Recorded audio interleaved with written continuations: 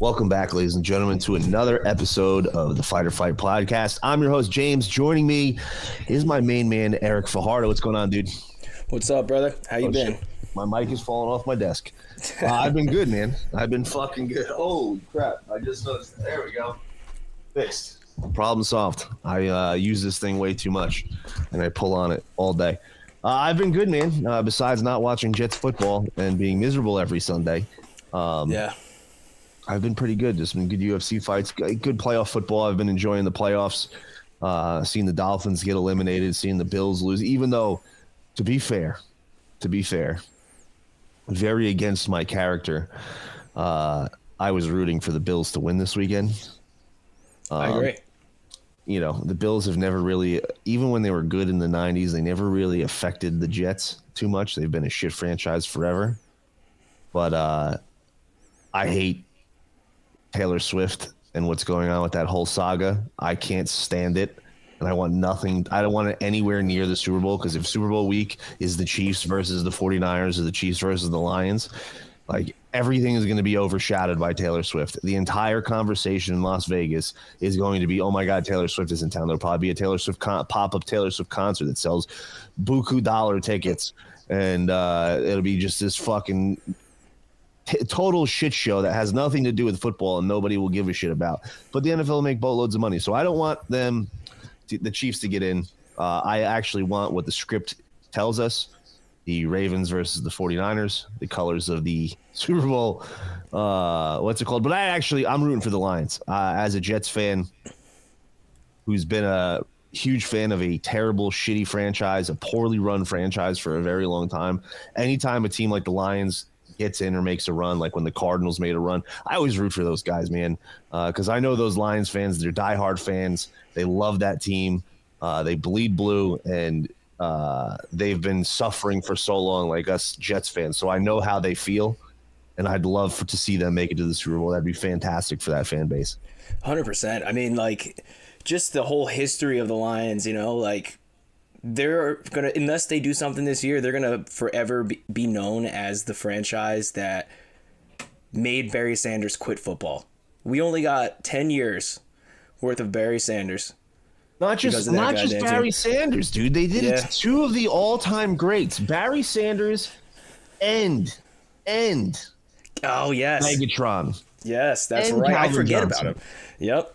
Who's an all-time great wide receiver and probably would have broke some records if he did not retire early. It's really sad, and the Lions have had two great players in their franchise, but other than those two players, they really haven't had much. And this team that MCDC has put together, Dan Campbell, I'm a big fan of Dan Campbell. Hell yeah. The energy, he reminds me of the dude from Big Lebowski, big time. Yep. And 100%. He's an absolute big penis stud, and he's got those guys firing on all cylinders. And I have a couple of buddies that are 49ers fans, big 49ers fans. And even them, they're like, man, you know what? If we lose to the Lions in the NFC Championship, I'm not that mad. I'm not that. I'd rather they're like, I'd actually rather lose to the Lions and the Lions go to the Super Bowl than lose to the Ravens or the Chiefs in the Super Bowl and make it. So I'm rooting for those guys. I hope the Lions win, but I do think it's going to be a 49ers Ravens Super Bowl personally. At least the AFC side, I hope it's the fucking Ravens, because I don't want to see the Chiefs at all. 100%. I'm a Ravens fan from here to the end. I think now for the rest of this year. Well, your my brother's a Ravens fan. I took him to a Ravens game a year ago. We went front row. I actually got to see Rodgers. It was Rodgers when he played. Lamar was out. It was a great game, great atmosphere. Everybody was nice. More importantly, I got 2 beers and a sausage peppers for like $13. It's not like MetLife prices over there. So what? Yeah. So I support that. I'm all for it. And Arthur Blank, I think, started that, the Falcons owner. Oh, really? Yeah, his hot dogs are $2. His sodas are like $1.50. Like that's a rule. Yeah, it's a rule at his stadium. Oh shit. Yeah, concessions are cheap or affordable. It's ridiculous, dude. Like, what the fuck are we talking about? You go to a game. Like, I'm a diehard Yankees fan. I go to opening day every single year. I'll be flying into New Jersey for opening day this year. And I have a trick. So a beer at Yankee Stadium is $18. Yeah. Like real talk. Like this is not an exaggeration. It's $18 for one beer. And I go in there, I'll buy my one beer, I'll get my cup, and you're allowed to bring in food to the stadium. So we usually go with a group of like 10, 15 people. So I make a bunch of sandwiches, so everybody's got a sandwich at the game. But in those sandwiches, I'll take the sandwiches that are wrapped in tinfoil. They're nice, subs. And I'll take full beers, and I'll wrap the beers in tinfoil to make them look like the subs. So I'll have about 10 sandwiches and about 15 beers in this fucking grocery bag that I'm carrying. And they're like, all right, you got sandwiches, go head in. I'll put the sandwiches in the little cart that slides outside the metal detector. I'll walk through the metal detector, and I'll grab my sandwiches. I'll go into the game. I'll buy my one beer, and then I'm just pouring beers. Usually I have so many beers that I brought in that I'm walking out of the stadium with beers. So it works every time. I've never, ever run into an issue. That's amazing. Oh, it's great. I've seen people put like alcohol in Ziploc bags and then wrap those in tin foil, so it's like just a little bit smaller. Just looks like mushed like sliced bread almost. I've seen that, but it's like hard liquor. It's way easier. I can't do the hard liquor. Like, why am I going to go and buy a sandwich? Oh, fuck that. No at shot. This place and do that when I could literally just bring sandwiches in, because it's $1 million to buy one. They're like a Lobel's steak sandwich, which is actually pretty good. I'm not going to lie. The Lobel's steak sandwich, I think it's like $16 for a fucking sandwich, and it's like this big. Yeah, it's like time. It's ridiculous. So I'll bring in sandwiches every single time I go, and I'll bring beers with me too. And it's a win. It's a W. You get hammered. You save a ton of money. You're not giving the stadium any more money. Like, fuck those people. Fuck those people charging us, like ripping us off. They're literally like, oh, you guys want beer? Good luck. Pay $18 for one. Fuck you. Yeah. Fuck you. I'm not for it. Last game I went last year to the Rays game where they scored like 6 runs in like the 8th or some shit. I forget when that was, but it was hot out. In the but it was that we had. It was huge waste, but it was catered, so we had free food the whole time. Well, it's different when you're doing something it was like a that. blast. Like, last year we did the Jack Daniel's suite, so we got free food. Like, we got all that stuff for free. But I'd much rather bring sandwiches and my own beers, because the beers there suck. Yeah. Watered down piss water, and I get to bring in my own nice, delicious beers. So fuck the stadium. I'm saving money. I'm bringing in beers. If you see me at opening day and you're there, make sure you say, hey, let me get a beer. And if I got some left, we'll That's share. hilarious. But we're going to talk a little UFC 297. And I want to start off with a little Jets talk, because there's a lot of rumors floating around with trades, with free agency. The coaching carousel is really kind of holding things up right now in the NFL. I think because head coaches haven't been decided. The reason why a lot of these assistant coaches and other coaching jobs haven't been filled, because people are waiting to see if their guy gets hired as a head coach and they're going to be a part of their staff in a different position, this, that, and the other. So I think as these head coaching jobs get filled, now that we know that Harbaugh's definitely coming in the NFL, Bill Belichick still has to find a team. We got Antonio Pierce is the official head coach of the Raiders, so that's got a huge impact on potential Jets trades. There's a lot of things that are falling into place still that I think is a little late, in my opinion. Usually a lot of these decisions are already made at this time, because we have to get staffs together. We have to start prepping for the NFL draft. Like, the teams that are obviously hiring head coaches and firing head coaches are not top tier teams, so they got to really start getting ready to bring in guys to make their team better. So I'm very interested to see with the Jets. We fired our running back. Well, we didn't fire our running back coach. His contract ran up, and we just decided not to hire him back. And I'm not too excited about the move. I didn't think he did a bad job. I don't think it was really the issue. I think Breece Hall progressed and got better throughout the year. I think Izzy just didn't have any opportunities, and I'd love to see what Izzy can become.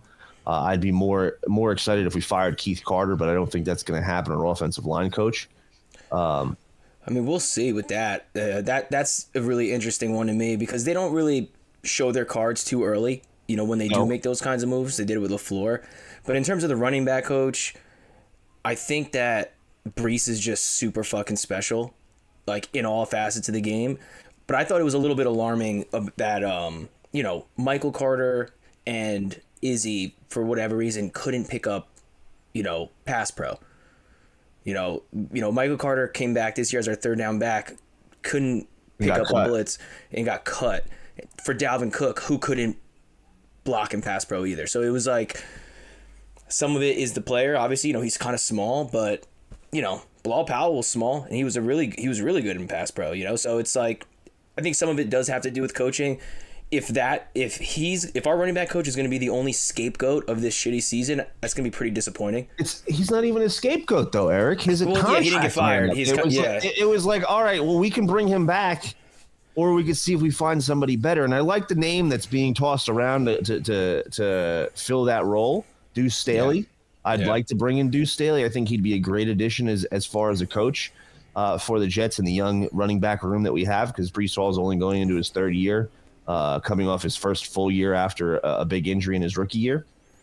And then you got Izzy Adebakanya, who I think can be a great change of pace back and really bring some explosiveness to the offense that, Brees Hall already does, but you can't run him into the ground. You need to, get somebody else in there every once in a while. And I think Izzy can be that guy for sure, especially with some good coaching in the running back position. But I'm more interested in our offensive line coach, man.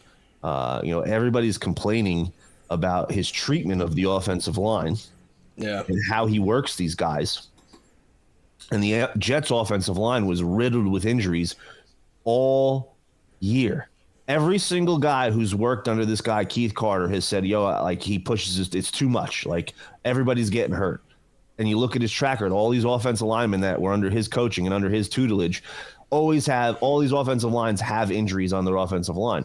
And there's got to be something to be said for this, especially when the Jets were decimated by injuries on the offensive line this year. Our offensive line wasn't good to start with, but when we lost AVT, when we lost Dwayne Brown, when Joe Tippmann or McGovern went down, it was just another nail in the coffin to put an end to this season. Yeah. I mean, I don't know how much of it is coaching and how much of it is just having, second tier linemen as starters in depth, on because we said in the beginning of the season, like, either our line can be pretty solid if everything happens perfectly, or it can be a complete disaster, which it happened to be a complete disaster. We understood the risks. We knew that relying on Becton and Dwayne Brown as our, essentially our tackles was going to be a risk. AVT came off of a season ender from moving positions. Yep. And then he comes and moves. He gets injured again at tackle. I don't like how that looks. So, and Laken's been trash. So I don't know how much of it is coaching. Guys are getting hurt. Yes. Does he have a track record of guys getting hurt? Yes. But when he was on the Titans, they had some pretty good fucking lines and some pretty prolific running back seasons. I know Derrick Henry's a freak. All of the players hated him. That's a problem. Yeah. That's a problem. Yeah. It is a big, big problem. I don't care if they had decent offensive lines and did okay. Our offensive line did terribly. We were one of the worst offensive line units in football. Tennessee was right there with us, and when we get into the draft conversation, I think they're the only other team ahead of us that's going to grab an offensive lineman in the top of the draft, and a very loaded offensive line draft, I think. So they're the only other team that I think is going to sneak the top offensive lineman off of us if we do go that route. But if we don't decide to make changes, like Mekhi Becton, I get making a statement and saying something about Keith Carter, and we talked about this last time briefly, but I get him making a statement because he's got to know he's on his way out. Like, he's got to know his Jets career is over. Like, he's been a bust. He hasn't been good, unless he can't get a deal elsewhere and he gives us a great number. That's the only reason I could see him staying. But when you see guys like Brees Hall, who's a bona fide superstar on our team, and is one national game away from being considered one of the best running backs in football, Yeah. Really think about it. There's only like 3 guys in the history of the NFL that have 90 yards receiving, 90 yards rushing in the same game, and 3 of them that have two of those in their career. Yeah. And I think Terrell Davis has 3. I think he's the only one who has 3. It's someone like that. Terrell, So, it might be like Emmitt Smith or some shit. Like I there's don't remember. one player that has 3 in their career, in their whole career, three games with 90 yards receiving, 90 yards rushing. And there's a lot of great running backs that you'd think would be on that list. Yeah. But there's 3 is the max number. That's the record. Breece Hall in his second year already has 2. Already tied the second best. Already tied the second best. And so and the names that are on that list are all Hall of Famers. They're all every single one of them first ballot Hall of Famers, not just first ballot Hall of Famers. Okay? So Breece Hall is special. And he's coming out and laughing at Taylor Lewan's post. Like, yeah, dude. Like, it's a joke. It's a total fucking joke. Yeah, I just don't even know what to make of that because that's not even his coach.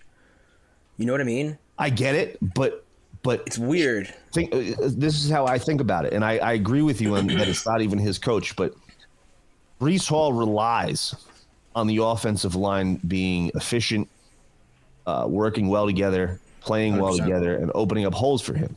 Breece Hall is only as good as his offensive line is. If he's got an elite offensive line, think of how much better Breece Hall would have been. Like with the offensive line that we had this year, he played very well and broke off some monster runs. And we had one of the worst offensive line units in the NFL. Imagine he had a good offensive line in front of him, a competent offensive line in front of him. He hangs out with the offensive line. At least he should. If he's a running back, he should be building a relationship with these offensive line. Like I always see the quarterbacks that are buying their offensive linemen all of these gifts and things like that. Rodgers was with our line in Vegas. They went to a Golden Knights game. I forgot to tell you about that. Bummer. Did you see that? No, I did not see that. Yeah, it was a couple of days ago. They went golfing at I forget what it was called, and then they went to the hockey game. I'm not sure what team they played. I would imagine that kind of makes sense. But yeah, he took the entire line. The Rangers were in town on the 18th. That might have been it. And he had Mackay out there as well. Random, but I know he's very close to Mackay, and I think that it's possible that he comes back because there's not many left tackles that size and that athletic available. But I think if we're going to keep a guy like Mekhi Becton, we need to bring in a coach who's going to be able to get the best out of Mekhi Becton. And I don't think Keith Carter is that. I really don't. Guys like to play for certain guys, and you can only be the hard ass coach when you're winning, when you're creating a winning environment. That's the only time that being a hard ass coach, that being like the Tom Coughlin, like think about it. When the Giants were terrible, and Tiki Barber had that huge issue with Tom Coughlin and retired early because of that, and there was a huge rift. Like Michael Strahan was talking badly about Coughlin, and all of a sudden he made a couple tweaks in his coaching style, and then all of a sudden guys started playing for him.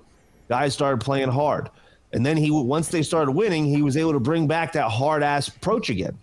But he had to tweak some things to get that winning out of them. No, these grown-ass men are not going to buy into this hard-ass approach that Keith Carter wants to bring to the table when our coach is not like – our head coach is not like that, our defensive coordinator is not like that, our offensive coordinator is not like that, and all of a sudden he wants to be like that, and we have a terrible offensive line and not a culture of winning.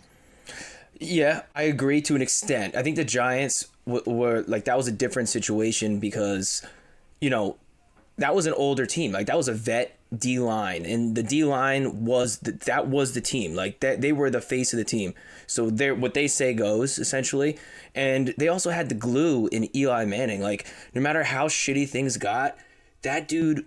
As much as I can't stand the Giants, I respect Eli. I respect his dumbass. Because he fought no matter what, no matter if they had a shitty season or not, he fought to the last second, and that's what won him Super Bowls. You know what I mean? So it was just like a little different contextually. The players are really and the team is really irrelevant. It's just the point of the fact that he had to change his coaching style because people were talking shit about how hard he was coaching them and didn't like him and they wanted him gone. He made some tweaks in his coaching style. That year they won a Super Bowl from the wild card position. So But those are veterans, and I think that their say weighs a lot heavier than Makai, who hasn't proven a thing. And I'm not saying Makai is like wrong. I'm not for Keith Carter. Trust me. But I'm saying like how this happens. These are all young guys, you know. I think Brees Hall, though, because our team is young, and we don't have many veterans especially on the offensive side of the football. I think Brees Hall has earned the right to speak up and say things. Like, he's good enough to say something. And he's probably talking with these linemen on a regular basis. Like, you know, Quinnen Williams and Aaron Rodgers are creating this culture of communicating with your teammates. Like, the defensive line telling the offensive line what they're doing wrong to try to help them, and vice versa. You know, this is the culture that Aaron Rodgers is bringing to the team. So if that's the culture that Aaron Rodgers is bringing to the team, I fully expect Brees Hall to go to his offensive linemen, the guys that he relies on to get him, open him holes, and talk to them about what they're doing and their scheme and why they're doing what they're doing, to figure out how he can be better himself. And these guys are probably all coming back to him talking shit about Keith Carter and how terrible he is. Every single one of them. Yeah, no, I think that's a possibility. I'm just throwing out ideas in terms of how this came to be. You know, how do you go about hiring a coach that's a known hard ass? Generally, you do it for a young team, a young, talented, wild green team. But I did have a question for you though. Well, I was thinking about randomly today. I was walking.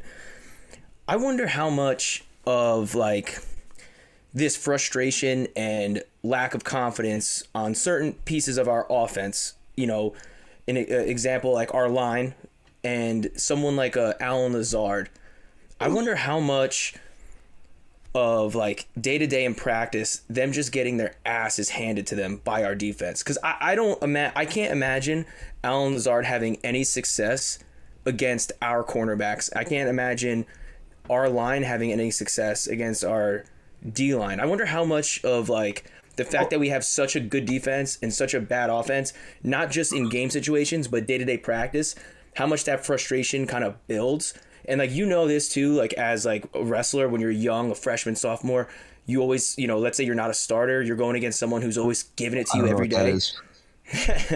Neither do I, but I've gone with guys that were never going to be. I had guys that were my training partner all 4 years of high school that never took me down. Like they kept coming back, but you know they're not going to build their confidence at all. They're not going to, you know, tensions are going to arise, especially at the highest level. There used to be in big fish, small pond. I wonder, like, if you think there's any validity to that, like if how good the defense is putting stress and like kind of killing the confidence of the offense. So I think that falls on our leadership on our team, because I look back to the 2009 and 2010 seasons, and we had a rookie and second-year quarterback in those seasons, and it was a very similar dynamic. Our offensive line was much better, especially in 2009 when we had Alan Faneca. But in 2010, you know, we had some new, fresh faces on that offensive line because Faneca retired. And we had a young quarterback who was very, very green in the gills. Like, we all know what Mark Sanchez turned out to be. He was not an elite quarterback. He was not a top draft pick quarterback. He had a very short-lived career, and his only highlights in his career were his rookie and second year going to the AFC Championship. Outside of those two, his only highlights are literally in the playoffs. Like, that's the only time he played good. And he was not good at all. Yeah. And during those seasons, we had the number one defense, not number 3 like we did this year. We had the number 1 defense in football. And it was a dominant defense. And Mark Sanchez had to throw against Darrell Rivas and Antonio Cromartie every day. And we had leaders on the defensive side of the football in Bart Scott and what's his name? The D tackle that came from the Panthers, the big cat. Jesus Christ. You know what I'm talking about. Not Snacks. No, the Snacks other was one. young. We had Sheldon Richardson was young. We had Mo Wilkerson was young, but we had the dude from starts with a K. Oh God. Starts the Kelvin Jenkins. Yeah, thank you, Kelvin Jenkins. Thank you. We had Calvin Pace. We had some veterans on the defensive side of the football. Yeah.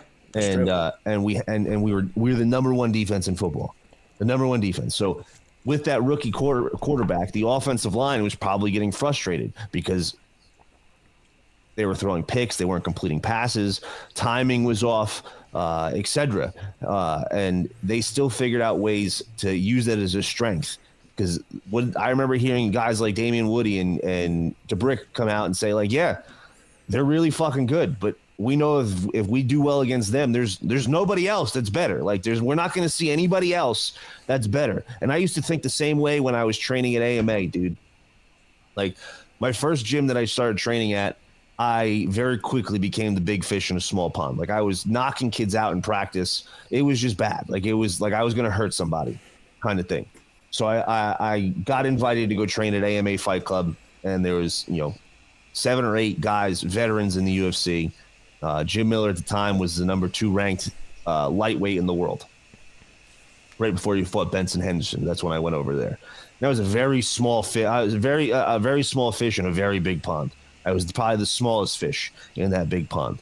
And every single day I'd go into that practice room and I'd get my ass kicked, like absolutely handled every single day. Wrestling practice, I did well. I did okay in rap, but I'll never forget my first practice there. It was at AMA. It was wrestling practice. Like, all right, I'll be all right. And I go up against Jim Miller because he's my weight, my first wrestling practice. And there's we allow a little jits in there. So I get in a real nice deep single leg, and all of a sudden I'm submitting in a Kimura. I'm like, how the fuck did this happen?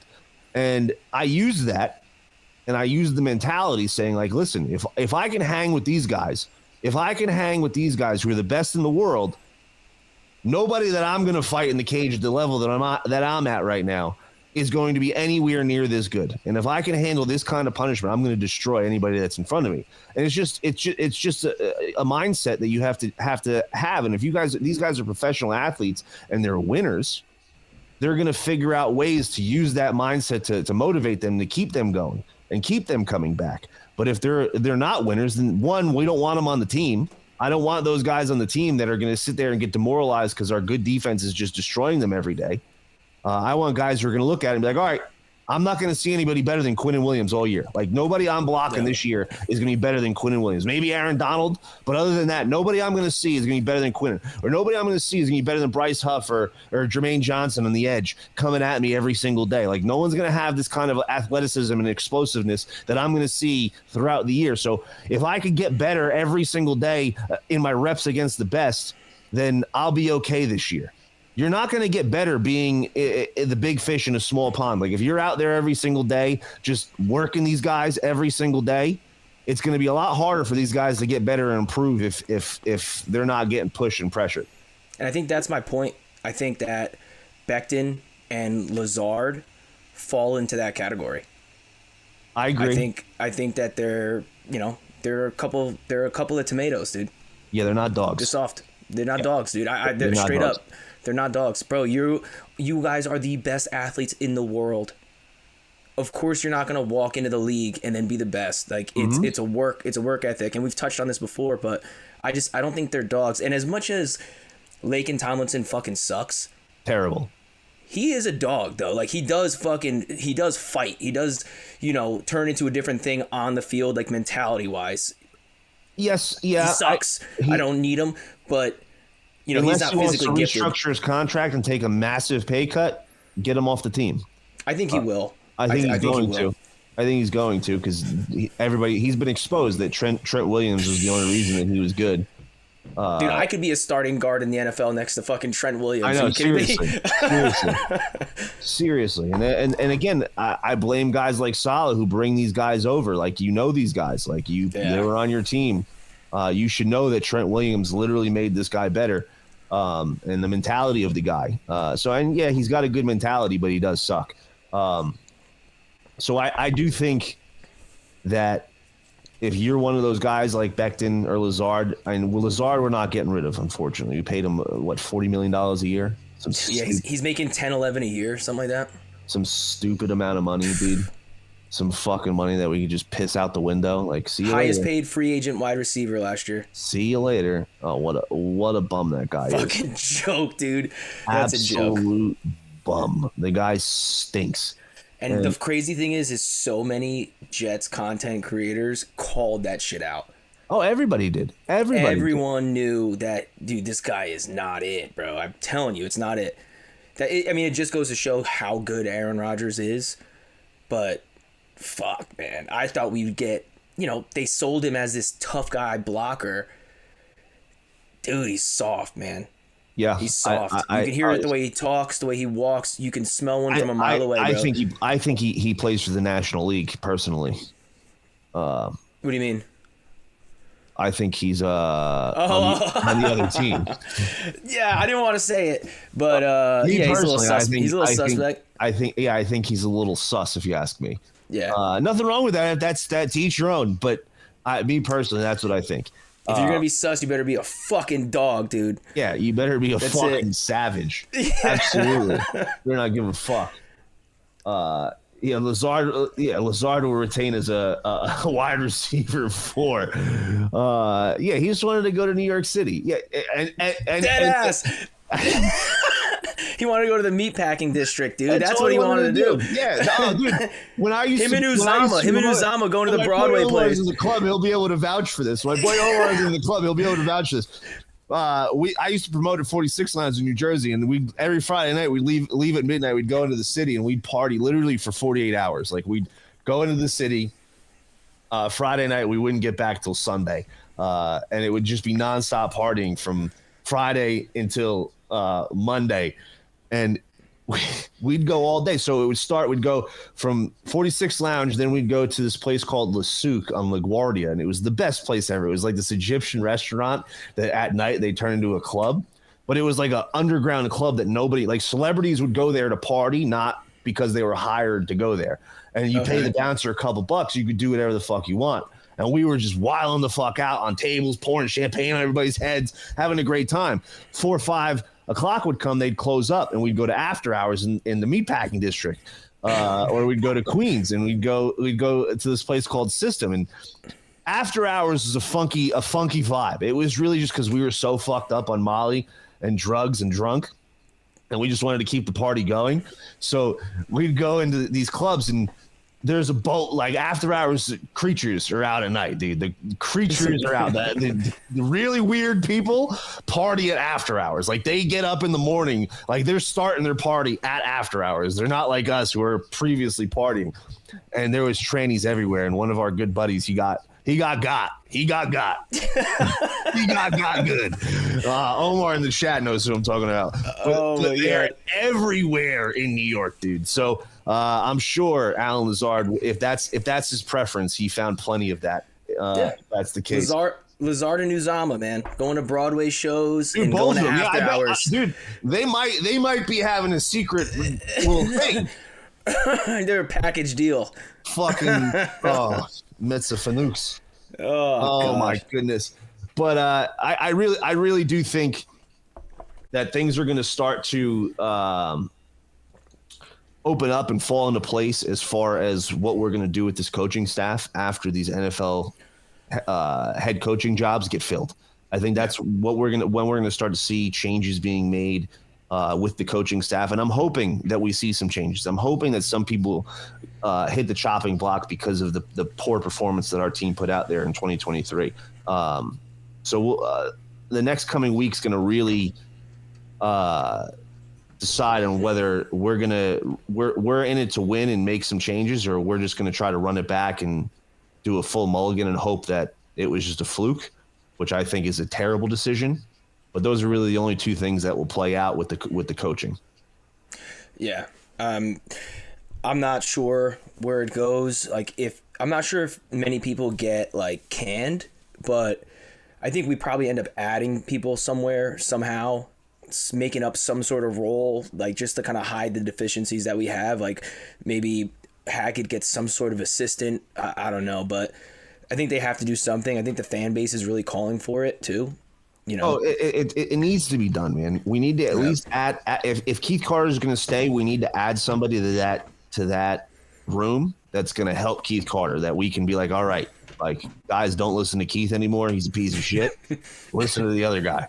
One of those kind of things. We need somebody who's gonna help this team get better. And it doesn't seem like the guys are responding to what Keith Carter offers. And what drives me the most nuts, and I meant to mention this earlier, is that Keith Carter is a guy that in the offseason, this past offseason, Robert Saleh sought after. Like, he's like, no. Like, I want that guy. I'm going to go get him. I'm going to, whatever I got to do, he's going to coach on this team. Whether LaFleur was the OC or not, that was the plan.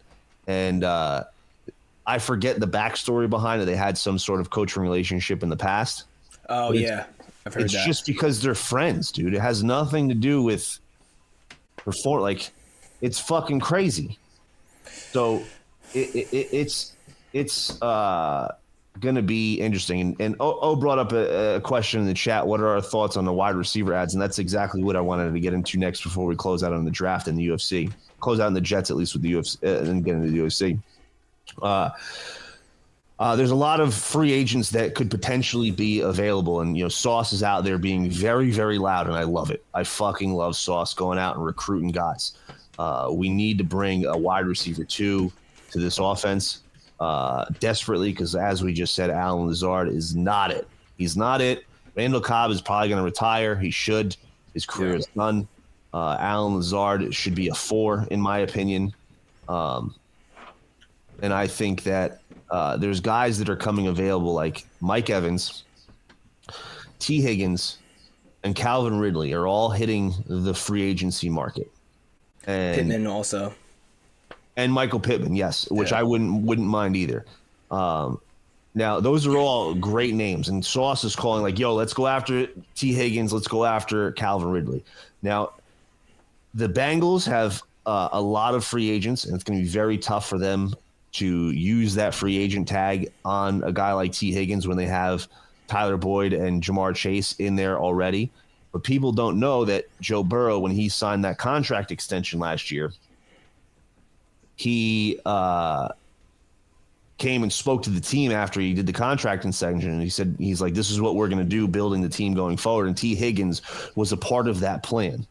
So either they're going to have to franchise tag him because he's going to be a high commodity wide receiver if he hits the free agent mark. Guys like him don't really hit free agent markets that often. And it's usually only because of behavioral issues, not because they can't afford him. Yeah. So he may get franchise tagged, but if he doesn't, we need to go after him. He's definitely someone who I could see putting up even wide receiver 1 numbers. He had 46 catches this year, 650 yards. He was injured for a good portion of the season. He had 5 touchdowns. I really think that he's a guy that could be a game changer. His body type, he could be a huge red zone threat for the Jets, where Garrett Wilson can really stretch the field and get in the open field and work the slot. Work the slot. We need a jump ball guy. Exactly. I'm eyeing the big guys. You know what and I mean? I like bringing in T. Higgins a lot because of his body type and what he brings to the table across from Garrett Wilson. What do you think about T. Higgins? I think that in terms of what we're looking for physically, he is ideal, right? I think that that's what this team needs. They need a jump ball guy. I think Garrett's best in the slot because he's shifty, he's slick, he's very fast. I think Garrett's best moved around. I think he's best, moving him around like a Stephon Diggs. Yeah, but Stephon Diggs, he murders people from everywhere, like in the slot, running complex routes, and then they put him on a double move and he burns them. Yep. I think that's what Garrett can do. Bingo. I think he needs to put on a little bit of weight, but I think that's what he can do. Yes. I think they're grooming Xavier Gipson to try to be that very fast slot guy. Not to mention you have tight ends that can catch passes shallow and our running backs, obviously. So I think we need a big guy. I like T. Higgins because of the physicality, but the biggest thing I like is how young he is. I think he's the youngest out of the free agency. He's 25. So, and he's had some little injuries here and there, but I mean he's been fairly healthy. The way. Oh, absolutely. And if you really look at his numbers, and then look at Jamar Chase's numbers, the amount that Jamar gets fed compared to T. Higgins, it's like, I think that he's just scratching the surface. I think he's a legit T. Higgins is a borderline 1, if not the best number 2 in the league. Like he's a borderline 1 receiver, if not the best number 2 in the league. He's very, very talented, and I'm very high on T. If he hits the market, I think he's number 1 for me. I think if as a free agents, I think he's number 1, and we'll rank it after we get through these couple because there's only a couple. The other one that everybody's talking about and Sauce wants is Calvin Ridley. Now, Calvin Ridley's a very talented wide receiver. I think he was underutilized in Jacksonville. I think that Trevor Lawrence is overhyped personally. I don't think he's as good as everybody makes him out to be, and he's supposed to be. And I think that they didn't utilize a guy like Calvin Ridley like he could have been. But I have a major, major issue with Calvin Ridley. It has nothing to do with how good he is, because I think he would fit very well as well. He's fast, he's a big body, he's got a good range, he can catch high point balls, he's good in the red zone. I think he'd fit all of those check boxes that we want him to fit. But New York is a very different place. New York is a very, very tough place to play. New York is not like any place in any sport. In any sport, New York is probably the hardest place to play for. The media is just relentless. It's a very difficult, pressure-packed situation. And this guy, he did a year suspension for gambling, but before that year for suspension, remember, he took half of the season off for mental health issues because he couldn't handle the media pressure. He couldn't handle what people were saying about him. And this was, granted, this 2 years ago, but this was in Atlanta, Eric. Yeah. In a place that nobody talks about ever, especially when they're a bad team like they were. He couldn't handle the pressures of Atlanta. I couldn't see a guy who couldn't handle the pressures of Atlanta coming to New York with mental health issues. I'm all for bringing mental health to the forefront of the conversation. I'm all for having these conversations, but I'm not. If that's the case, if I have mental health issues and I struggle with those types of pressure situations where the media is very hard on me, etc., I'm not going to put myself in a situation where that pressure is going to affect my performance. Like, I'm going to avoid that like the plague. And if I'm a Jets scout or I'm a Jets coach, I'm looking at this and I'm saying, you know what? He's a really talented player. I'd love to have a guy like that on my team, but I don't know if this is the best place for him. I don't know if he's going to be able to thrive or grow in this place. Maybe it is the best place for him and we're completely wrong. But based on his track record, I think it'd be very difficult for a guy who can't handle the pressures in a place like Atlanta to come into a place like New York, which is amplified 100 times, and not have mental health issues flare up. I think that there's context to it, though. Yes, right? I agree. If you look at the Falcons team that he was on, don't forget he was in line for the throne, sitting behind one of the best receivers of all time. Agreed. Julio Jones. Agreed. On a Falcons team that now for quite some years have had really high expectations. They've been a good team that's choked when they had Matt Ryan. Now they have all this freak talent on their team with Pitts and Bijan and whatever, all these high picks. They're a team that, yes, they've sucked ass, but they should have been better. So once, I think that pressure is a little bit different because he's trying to fill some pretty big shoes. Going to Jacksonville, there's not as much media coverage, but there's more than you would normally get in Jacksonville because you got Trevor Lawrence and their division winner. I forgot that they even were a team this year, dude. Like, I literally was like, oh shit, the Jacksonville Jaguars have Trevor Lawrence and Calvin Ridley. Like, besides week 1 where they had a great game together, like Calvin Ridley was done. He put up over 1,000. Non-existent. He had over 1,000 yards and 7-8 touchdowns. But if you had him in fantasy, if you had Calvin Ridley in fantasy, you were very frustrated all year. I did have him, and I was frustrated. Yeah, exactly. Exactly. But he was not special. The difference is he's not coming here to be a number 1. He's coming here to be a number 2. And the other X factor is you have a real leader. You don't have a young QB.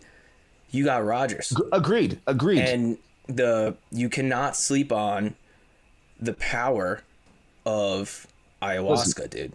No, listen, if there is... All right, let's off-season. We're getting Calvin Ridley. He's going on a journey with Aaron Rodgers. We're going to do a ceremony. It's going to fix everything. We got it. Plan set. Let's do it, boys. Here we go. JTS. Bet on it. Listen, maturity, a couple years under your belt, that pass changes things for sure. Maybe he's learned things about himself, about his mental health, and how to handle it for sure. That's definitely not a thing. And if the Jets, if Calvin Ridley's the only guy that hits the free agent market, like if Mike Evans doesn't hit, if T. Higgins doesn't hit, the Jets need to go after Calvin Ridley. I don't care mental health issues or not. Like, we need to take a shot on a guy like Calvin Ridley. He's too talented. He's too good to just let him pass. And then we take him and he goes and hangs out with Aaron Rodgers and does an ayahuasca journey, or does some of the poison toad with Aaron Rodgers, and goes and figures out his. And listen, I've battled with mental health myself. I have microdoses right here. I take them every fucking day. Psychedelics definitely have a huge impact on mental health. I'm all for that. All jokes aside.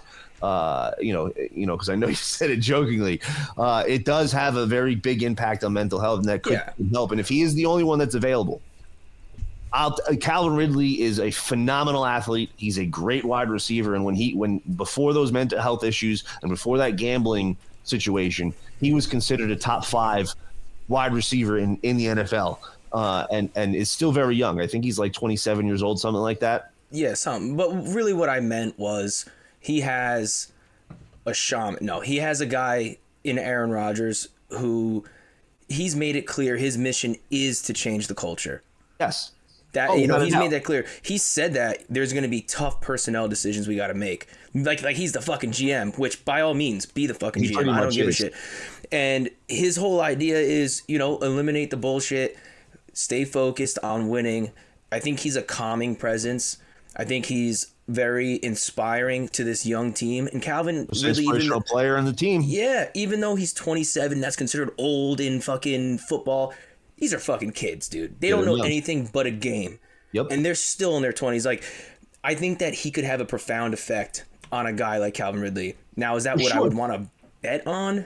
Obviously not, right? No. My first choice is T. Higgins. I think it's going to be tough to get him because I think he's going to have a hot, like if it's known that he's going to be set free, you're going to tell me the Chiefs aren't going to try to grab him right away? Of course, but they're going to try to grab him right away. This is where Joe Douglas needs to earn his stripes. I'm sorry. Yeah. Like this is a position of need. Now, unless, and I'll give him credit, with last year when all these quarterbacks were available, the Garoppolos, the Carrs, and all these people that were rumored to come over to the Jets that none of us wanted. Like, none of us wanted these guys, and I'm glad that we didn't get them because Garoppolo got benched.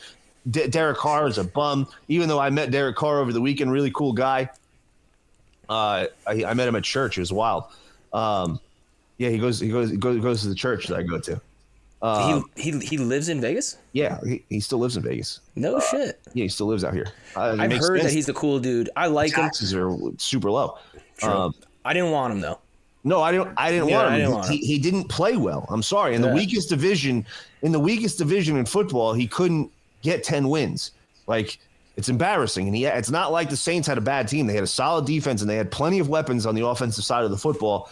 And they still couldn't get into the playoffs with the easiest division in all of football. So I'm very glad that we didn't get him. And I'm giving Joe Douglas credit on this, on playing the waiting game and saying, okay, we have this, because out of the free agents, I'm with you. T. Higgins would be one. If he's available, we gotta put all the eggs in the basket and go after him.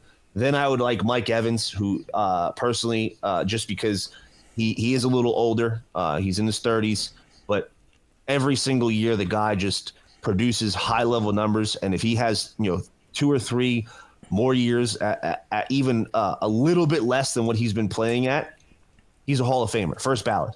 Easily. This is what Garrett Wilson's going to be. He's got 1,000 yards every year with 100 different quarterbacks. Yes. This is a phenomenal football player. But I think on that list that we have, I think you take him off the list, because I don't think there's a shot he's leaving Tampa Bay. He is a god in Tampa Bay. He's settled there. I don't think he wants to leave. It really depends on what Tampa Bay does. I mean, they have a lot of needs as well, and this is an aging wide receiver. Are they going to be in a rebuild mode? Or are they going to throw the money, like all this money at him? Because if they do, like, they're going to have to really bring in some pieces to. All right, we're going for it all right now, and Baker outperformed everybody's expectations. I think Baker got killed all year about how poorly he played. I think Baker's one of those guys, just like Zach Wilson. No matter how good he does, people will always talk shit about how bad he is. He was top 10 in everything, I think, right? He Pretty played. sure he was like top 10 in everything. He played fairly well. He was again the worst division in football. They only got 9 wins. But he played well. They won playoff games. Got him to the playoffs, and I'll give Baker credit. But do I think Baker is the guy that's going to lead them to the promised land? No. So they have decisions that they have to make. That Baker was a 1-year prove-it deal. Do you re-sign Baker? What do we do here? Like, what is the move? So again, just like the Bucks, or just like the Bengals, I'm sorry, they have a lot of decisions to make as far as who they're going to use their franchise tag on. Yeah. The Jaguars, they have Josh Allen, who's a premier pass rusher, one of the best in the league. Are they going to just let him walk and put the franchise tag on Calvin Ridley, or are they going to put it on Josh Allen? My bet's they put it on Josh Allen. They have some decent wide receivers over there that they played well with. Calvin Ridley was on a prove-it year and didn't really make a huge impact. He was okay. 1,000 yards though. He was okay. I'll take 1,000 yards, bro. I get it, but he was okay. He wasn't great. Didn't make a huge impact. So I think he'll make it. I think Mike Evans, he's going to have to get franchise tagged. I don't think you can franchise tag him. I think he's got like 9-10 years in. Oh, there's a rule. I didn't know that. So I think because I think that's on your first contract. It's only on your first contract you get a tag. I'm pretty sure. I think what they'll do with him is extend him a couple years into his retirement. But they'd have to give him because he's the wide receiver market is such a high priority market for so many teams that he'd be stupid just to take any deal that the Tampa Bay Bucks like. As a great wide receiver, as a competitor, I'd look at the team and be like, all right, you know what? I love being in Tampa Bay, love the weather, the taxes. I love it out here. But I'm looking at this team. We're not beating the 49ers. We're not beating these elite teams to get into the Super Bowl. The Lions the Lions, huh? He's got a ring and he's a first ballot Hall of Famer. It might be that hometown discount. I get that, and that might be the case. But he's also a competitor. Like, he's not. I don't see him as a guy that's like, you know what? I'm fine with retiring here. I got my ring. Like, who doesn't want another one? Like, why play the game if you're not playing to get another ring? You know what I'm saying? Like, why do it? And this year he proved to everybody that he really is great. And when you stack his stats next to the top wide receivers in the league over the past decade, the Julio Joneses, the Devonta Adams, all these guys, his stats are equal, if not greater, than all of them. His stats are unbelievable, and he's been playing with, besides the 2 years with Tom Brady, most of his career has been with Jameis Winston and crap quarterbacks. Yeah. And he's put up these numbers. So it's not like he's had great quarterback play. So this guy might take the hometown discount. He might. But if he doesn't, he's hitting the market. And he's a guy, I'd put him over Calvin Ridley if all three are available. If all three are on the table and we can make a play at one of them, I'd take T. Higgins is the one. I'd want him the most. Then Mike Evans, and then Calvin Ridley. If Calvin Ridley didn't have his mental health issues and we weren't New York City and we weren't the New York media, I'd put him at 2 because of the age and the talent. But because of how good Mike Evans is and because it's New York City, I'd want to go after Mike Evans first. But Omar in the chat made a great point about a trade possibility. Before we get into that trade possibility, Eric, what would your order be if all three were available? So I'm going to go with 4 people. So if I got the 4 people I know are available, I'm going T. Higgins 1 because physically he matches everybody on this list and he's the youngest, probably has a higher upside. Yes. 2, I'm going Mike Evans, most consistent, clearly a Hall of Famer, and we're in win now mode, right? We need 2 years out of somebody. Yep. 3, I'm going Pittman because I think he's less risky than Ridley. Yeah, I agree. And I like his size. I think he's still developing. 4, I'm going Ridley. I changed my list to match exactly that. I forgot about Michael Pittman. I think Michael Pittman hasn't had any good quarterback play whatsoever in his career. I think he's a young talent. I think every single year people talk about him having a breakout season. He's had some injury issues, but if he does hit the market, I think like Michael Pittman could be a possibility. I would put him over Ridley. Yeah, But especially as a two. That would be he'd be a freak too. but there's lots of rumors swirling, lots and lots of rumors swirling that the Jets are going to be in the trade market for a guy like Devonta Adams. And I'll tell you right now, I'd prefer T. Higgins because he's free. We don't have to trade any capital for him. We don't have to trade anything away. And he's younger, and I think we'll get the same, if not better production for the time that he's here than Devonta Adams. But it also goes into our culture and what you were saying earlier. We need leadership on the offensive side of the football desperately need leadership on the offensive side of the football. And Aaron Rodgers is being leaned on heavily for leadership. Like, that's all we have as far as leadership. And, T. Higgins could possibly come and bring some leadership. Mike Evans could definitely bring some leadership to the table. But a guy like Devonta Adams brings a different level of leadership, in my opinion. One, because he's going to be preaching the same message that Aaron Rodgers is preaching. They're on the same page. They know exactly what each other is looking for. Two, he's going to be able to mentor Garrett Wilson in a way that no other wide receiver that's going to be able to come into this wide receiver room is going to be able to. Devonta Adams will be able to teach Garrett Wilson every single cue that Aaron Rodgers loves and looks for when he's running his routes to get open. How to perfect that back shoulder throw, the timing, everything that Aaron Rodgers and Devonta Adams built up together in Green Bay those couple years. He's going to be able to transfer that over to a guy like Garrett Wilson, who's throughout his 2 years as a wide receiver in the NFL has been compared to Devonta Adams. I think if we can make a 2 and a 3 or a 2-3 and a player, even 2-2s, a 2 and a future 2, or a 3 this year and a future 2 next year. I'd pull that trigger in a heartbeat. I wouldn't even think twice about it. I'd make that move. We solidify a huge need. We have a leadership in the locker room, and we have a guy that's going to be able to change the culture of the team. He's going to be a huge impact on that culture and winning culture on the Jets organization. And I think he's the number one choice, in my opinion, if all things are on the table. He's the wish list, right? For sure. Oh, for sure. I think that he is, in terms of play style, that's what Garrett Wilson can be. He can work the zone. Like, he's smart, and I think Aaron Rodgers helped him develop, and vice versa. Mm-hmm. So I think his IQ in the game is so high between making moves to beat man, making contested catches, and then working the soft spots of the zone. I think he transfers that knowledge to Garrett because Garrett thinks the same way he does. I think Garrett's more physically gifted. And I think that although we might only get Devontae for a few years, the impact will be long-lasting. So that's who I would want over anybody else. However, obviously they hired Antonio Pierce.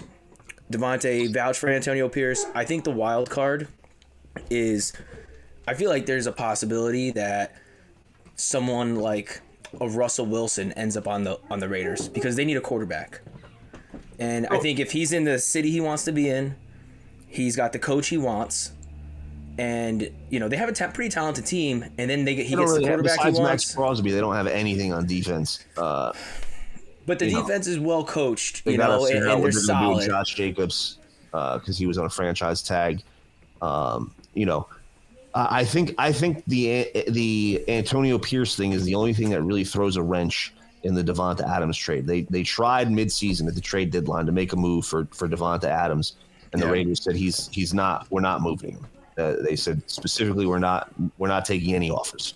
They had a shot at the playoffs at the time, so they did, and they did have a shot at the playoffs, but they put their feet in the ground on a guy like Devonta Adams, and I know for a fact from people that are very close to Devonta Adams that he loves it in Las Vegas. He absolutely loves Las Vegas. He wants to retire here. He wants to live here for the rest of his life. He loves the golf. He plays a lot of golf.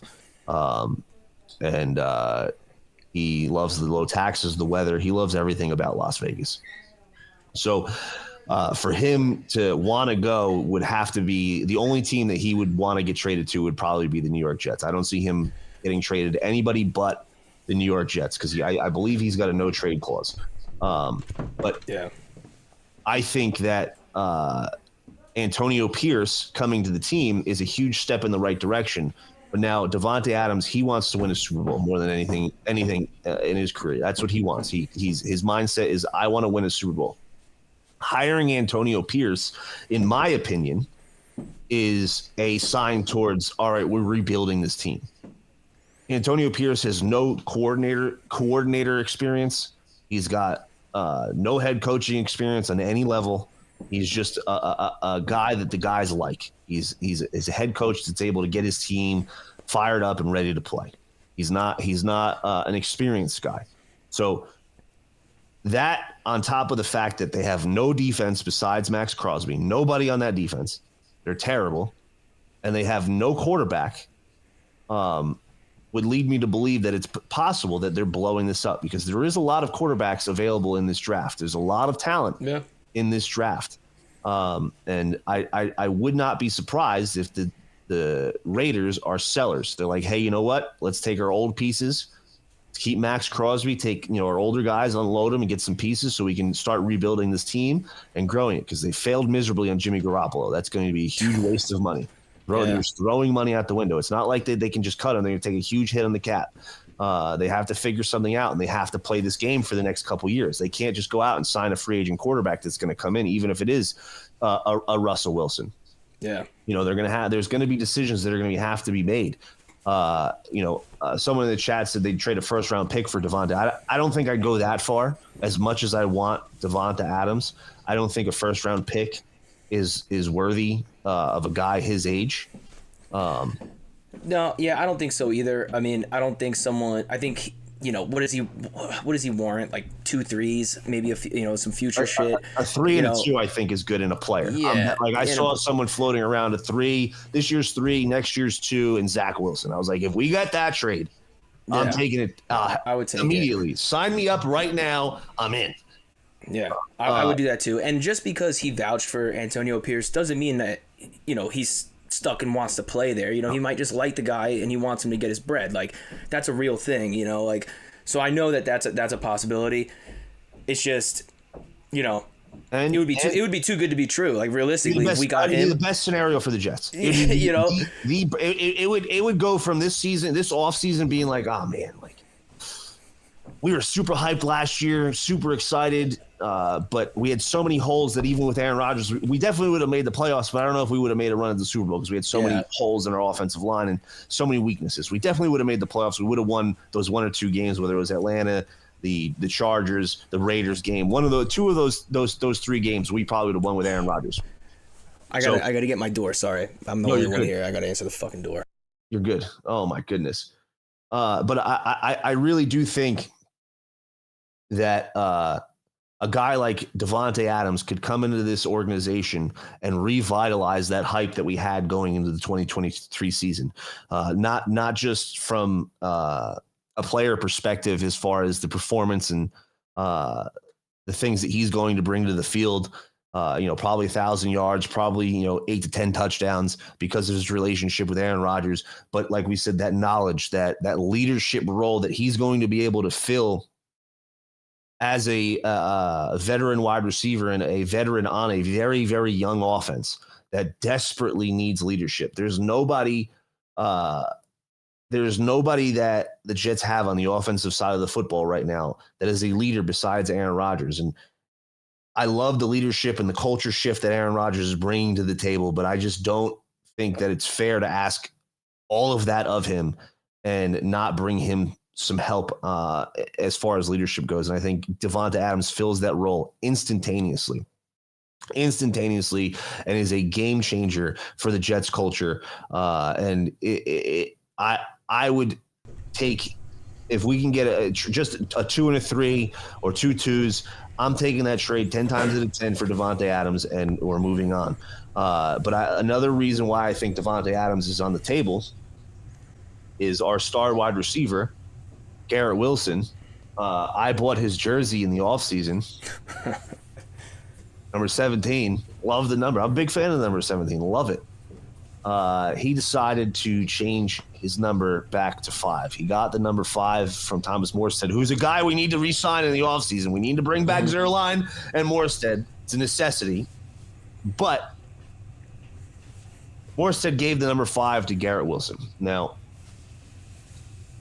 there's 2 things I could think of as to why Garrett Wilson would do that. One, because of the potential of Davante Adams coming to the team. And when you saw Aaron Rodgers in his last episode of on the Pat McAfee show, what's his name? The cowboy dude, T-Bone or whatever his name is.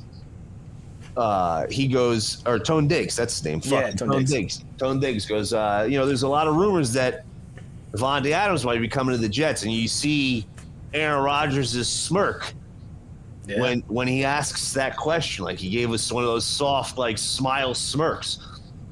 So you have that. You have Garrett Wilson changing his number from 17, freeing up that number, which is Davante Adams' number throughout his career. And the relationship between Davante and Aaron, and the communication that they have every single day. They talk to each other every single day. And then you add in the extra factor that the Jets tried for him already. So the Jets clearly want to bring him onto the team. It really just depends what the Raiders want, or if they are going to take any offers for him. If they're smart, in my opinion, they would.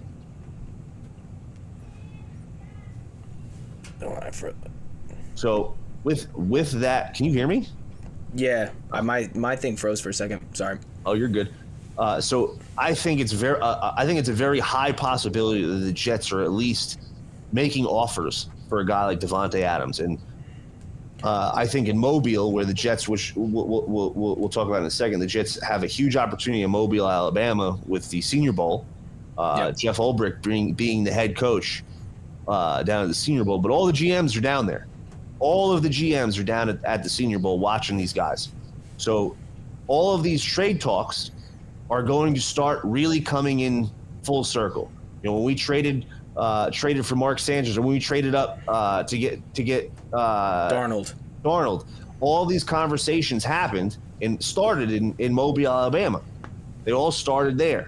So those trade talks, if they are actually going to come to fruition, are going to really heat up during the Senior Bowl. We're going to start to hear more and more about it, because these are all going to go down before the draft.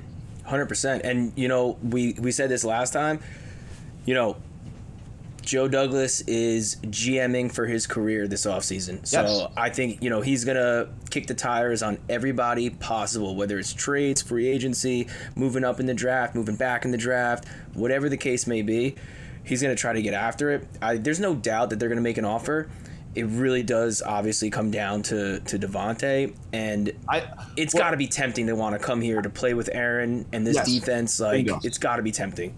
No, I don't think it's Davante doesn't want to play with Aaron Rodgers. Like, I think if Davante leaves Las Vegas, the only place he leaves is the Jets. Yeah. The only place that he'll get traded to. I don't think he'll get traded anywhere else. I think the fact that they traded Derek Carr, his college roommate, on him, left a bad taste in his mouth. That was the whole reason why he came there in the first place, so he could play with his college roommate again. And the next year they traded him. I think that really left a sour taste. And I think the fact that Aaron Rodgers is his best friend, they have a great chemistry, and we have a championship caliber defense, and we're literally a quarterback and a wide receiver and an offensive line away from being an elite team. And people don't realize when Tom Brady came to the Bucs from New England, they were a 7-9 team. Yeah. Now, granted, Aaron Rodgers came last year, but in reality, he's coming this year on a 7-10 team. It's a really similar model to what the Bucs had going into their Super Bowl run, and I think the Jets are in a better situation because we have a better defense. Aaron Rodgers had a whole year to acclimate with the team and the guys, and bringing in a guy like Davante Adams will be a culture changer for the Jets franchise forever. 100%. Forever. We have more weapon. Like they had, so they were a 7-9 team, a quarterback away with a pretty good defense. We're a 7-10 team with more weapons on defense. I would argue more weapons on offense. Yes. Right? They had Mike Evans. I like Garrett Wilson. And Chris I like, Godwin. and they had Godwin, but And I LeGarrette like. Blount. I like. Or Yeah. not LeGarrette Blount. Fournette. But I'm taking Brees over Fournette. I think he's more versatile. Yep. And I like our tight ends. Brady brought Gronkowski. Yep. You know, And Brady Gronk was brought, hurt most of the season. Gronk was out most of the season. So and Brady brought Antonio Brown. yes. And then they drafted Tristan Wirfs. So it's like this is the year that simulates the exact season that there was that transition from Brady going into Tampa Bay. We're going to draft a tackle, and we're going to have more weapons on top of our weapons. We're gonna draft a tackle. Jeff Ulbrich, being the head coach of the Senior Bowl, gives the Jets a lot of options. Gives us a 1-up. Going into this draft season, I think should really help Joe Douglas make the right decision. I don't know who's playing in the Senior Bowl, but I really am interested in seeing what tackles are involved. I really like the 3-year starter out of Notre Dame. I think he might be the. Yeah, I think what's his name? Fuliaga or whatever is in it. I don't know if Fashanu's in it. I don't know if Alt's in it though. I'm not sure. No, I haven't looked into it yet. I haven't either. But even if they aren't, he's going to be able to see which guys are dogs and which guys are just there just to get the paycheck. 100%. And it's going to give us a huge 1-up going into the draft. And I do, the more, if we don't trade back, the more and more I look at this draft class, I think that we're going to take a left tackle the first pick, and then move from there. And it really depends on how free agency shakes out. What we do. I'd much rather grab one of these wide receivers. If we can get Tyron Smith, I wouldn't be mad at it. Would not be mad at a guy like Tyron Smith at all. But I think we're going to draft a left tackle and then or a tackle, and if it's a right tackle, then AVT will be a guard. If we grab a left tackle, we might put AVT at right tackle. I don't want that. That's the one thing that we didn't get into. I don't want AVT at tackle. There's no way. I prefer him at guard because of his size, but he's going to play at a high level, and we need the best guy at the position in our win now window. Personally, so the thing is, for me, again, like this is the stuff I pay attention to more, like the mechanics of it all.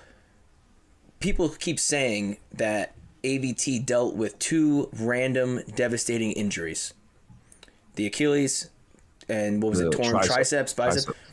That's not random. No injury is random unless you're hit by a car. Well, you take 1 million reps at one position, performing very specific movements, one-sided, right? You're not even, you're not symmetrical, one-sided, for however many years at a very high impact, very high load, very high trauma. Well, he played tackle in college. But the majority of his load, in terms of like heavier loads, like taking like guard reps against NFL caliber size and speed, your body adapts quicker to trauma than it adapts to something that you do regularly that's not as intense. His body is tensioned in a specific way right now. He's also got short arms. He's got short arms, leverage-wise. Yes. You don't just get back-to-back devastating injuries on accident. I think it's mechanical, and my track record proves correct. I called Becton from the moment we drafted him. I texted you. I was at a bar. I told you right away he's going to get hurt. I don't like the way he moves. I think it's the same thing with AVT, and it's not because he doesn't move well. I don't think his body fits the position, and I don't think his body's tensioned properly to be an NFL tackle. Well, I think, again, this offseason is going to be very telling because if he's training to be an offensive tackle rather than an offensive guard, which he's been training for the past couple of years, he's probably going to do things a little differently, to make sure that those positions in his body are strengthened. He knows what it takes, and it's not like he's coming in there with no knowledge of the pressure that his body is going to be under at tackle position. He's never had an off season where he's trained to be a tackle. Every off season he's trained to be a guard. So that could be the difference. The guy is clearly a specimen athlete. I think there's something to be said I think the tricep injury was because his short arms, he was not able to handle the leverage and got overextended because his body's not used to that at the tackle position with his short arms. And the Achilles, I think, was more so the MetLife turf than actual body movement. It's tough because I don't remember the play. I don't remember if he got folded up, but usually if it just pops, it's literally, you got to think your ankle is millimeters away from either snapping some shit or yes. being productive. And if you do one thing at a certain angle multiple times under traumatic load, 300-pound lineman running at you at a 4.4 speed, whatever. 4.3 at this point. Your body and your muscle tissue adapts to the most traumatic experience over time. That is the most traumatic experience. You can do all the fucking physical therapy you want and squat and deadlift and all that other bullshit that doesn't translate to actual movement all you want with the intention of being a tackle, but it does not substitute the actual trauma that is induced from playing the position. I'd prefer him to be at guard. I'd much rather him be there at guard. No question. But the Jets are not in a position to sit here and be like, okay, we have an all-pro guard or a guy who's going to be a Pro Bowl level tackle. And if we can get some free agents, we can get some guys in here that we can get a right tackle, a serviceable right tackle, a serviceable left tackle. Like if we go into this year and we have two rookies starting, we're not in good shape on the offensive line. We're in terrible shape. If Langston Tomlinson there and two rookies, and we have AVT and Tittman on our offensive line, like that's our offensive line, we're screwed. We're fucked. But if you go a blue chip tackle rookie, yep, you got shithead Lakin, okay. Joe Tittman in the middle. You got Tittman in the middle. Then you got AVT guard, and then you have serviceable tackle. And then you have Rodgers at QB. It has to be a serviceable tackle. It can't. Serviceable. It has to be somebody who can really play tackle at a decent level. Someone who's not going to make the Pro Bowl, but someone who's going to be, close, kind of close. Like the Connor McGovern of tackles. Yeah, how about that level? Yeah, something like that. Bingo. Somebody and like I think that. If we can land that in free agency, hit our draft pick, and then land one of those guys that we're talking about at receiver in free agency, I would probably get another receiver too, someone lower level. I think it's a very deep receiver draft. If we trade back, I wouldn't mind taking a wide receiver in the draft, get a second round pick. There's definitely opportunities for that, but it really depends on the free agency market and what we decide to do with free agency before the draft. If we could bring in one of these free agent tackles that's available, then no question, let's do it and put AVT at tackle or a guard, Langston Tomlinson at the other guard, Tittman at center, and we draft the blue chip tackle. We're okay. We're in a decent position. But again, injuries happen. We need some depth. We need to bring in some depth. If somehow what's his name drops down to 10, which I highly doubt it, then we have a decision to make at 10 with Marvin Harrison Jr. and the draft pick, but that also depends on what we do with free agency. So there's really a lot up in the air. It really depends on what Joe Douglas decides to do. I hope it's Devontae Adams just for the culture change that would bring. I hope that's the case, and then we draft an offensive lineman first overall and go from there. I think that's our best. That's a perfect scenario for the Jets this offseason, and maybe bring in an offensive tackle from free agency. The last thing I want to mention about the Jets kind of ties into the rumors with Devontae coming in and Garrett Wilson changing his number to 5. You don't change your number for no reason because it costs a lot of fucking money. You have to buy out the entire stock for the New York Jets, and rumors are that we are going to make the legacy jerseys permanent this year. We're going to get rid of the shit jerseys that we had for 3 years, all because Jamal Adams wanted to bring them in, and the guy who created those jerseys hasn't been with the team since he created them. So there's a good possibility that we're going to, because everybody loved the legacy jerseys, and Sauce made a comment about them. He's like, yo, I love, don't get me wrong, I fucking love those jerseys are sick. He goes, but like, I love those jerseys because the OGs made those jerseys great. Like, why don't we're a young team. Like, why don't we make something a little bit more modern and new based on those old jerseys? Like, I'd like that better, he said.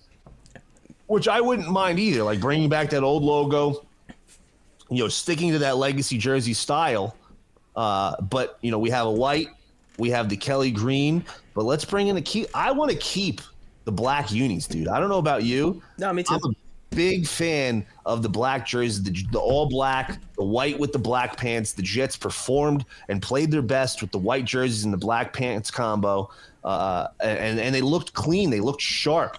And when the Jets came, imagine the black helmet with the old Jets logo across it, how sick that would be. 100%. I think Sauce is, like, I think that statement comes off very, like, kind of superficial in a way, but I think he is right on so many fucking levels, dude. Seriously, if I'm a coach, that is the mentality I want my young guys to have.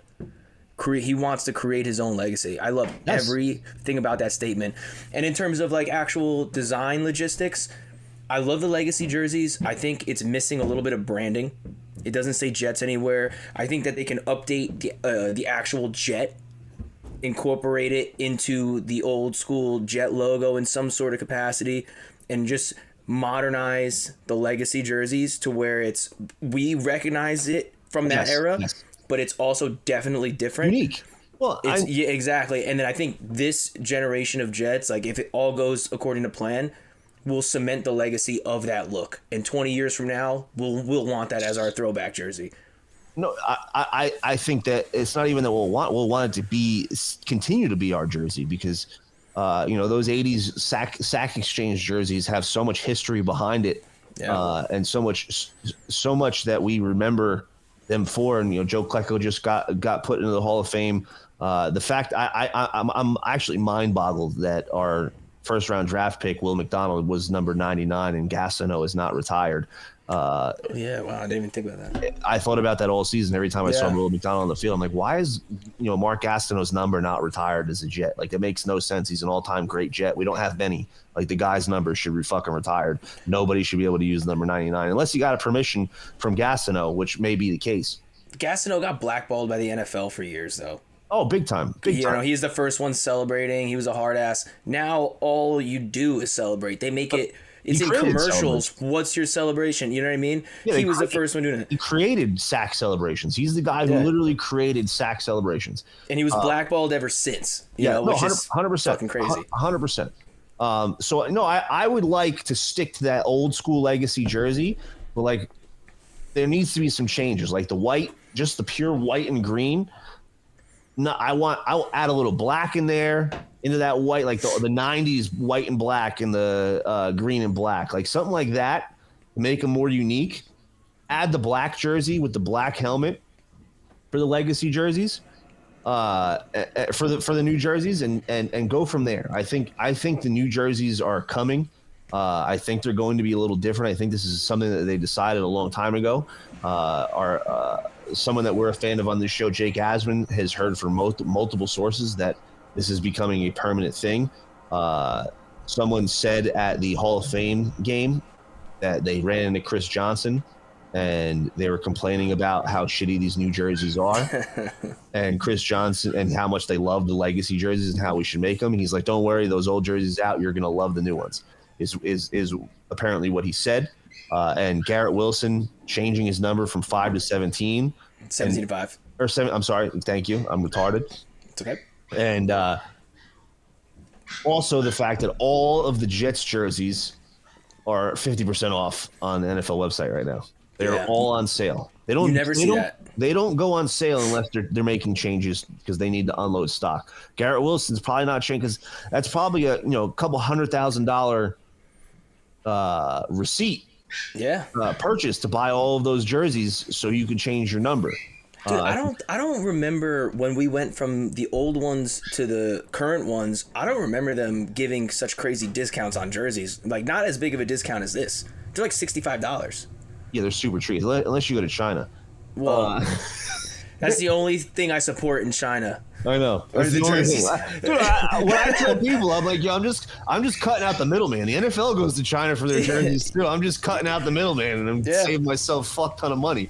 I think NFL goes to Danny Taiwan. Murphy's in the chat. What's up, my guy? It's been a minute. We were just talking about Jake. No, I think it's happening, man. I think it's happening. I think we're changing our jerseys. I like Sauce's idea of adding some modern flair to the legacy jerseys. Yeah. I want that logo back. I want a streamline, like a jet here, and a little streamline going down as our stripe instead. Something. Oh, badass. Give me a little bit of branding. You know what I mean? Like, that's the thing with the Jets. There's no branding. There's no logo anymore.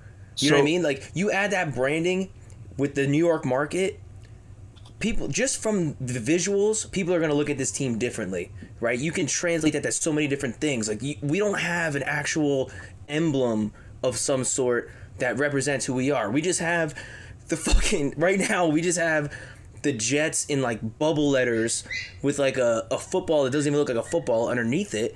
And all I could possibly fucking think about is Adam Gase, Sam Darnold, and Le'Veon Bell at the end of his career. That's all I think about. That's all I think about. Absolutely. Can we bring these back? Maybe. I know exactly which ones you're gonna put up. The Keyshawn Johnson, green, white, and black, 99. What is that? No, these guys right here. Yeah, well, the jerseys that were from that era. These classic starter jackets, dude. Yeah. Like, yeah, but the jerseys from that era. I had that's this the one with the black is the one that outline. I had when I was a kid. Yeah, that's the shit. You know, but like, look at those old starter jackets, dude. Like, we have no branding. We have nothing.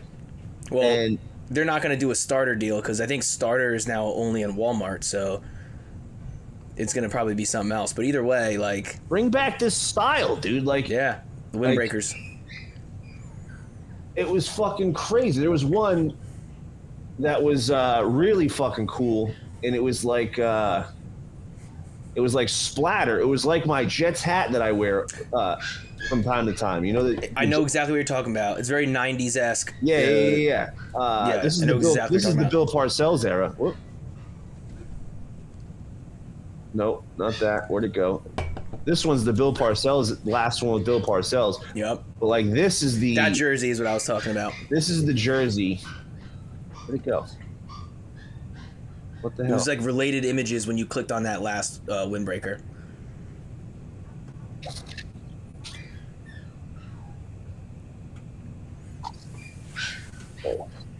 This is the jersey that I want.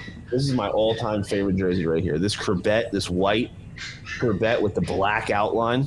Yeah. And the black piping.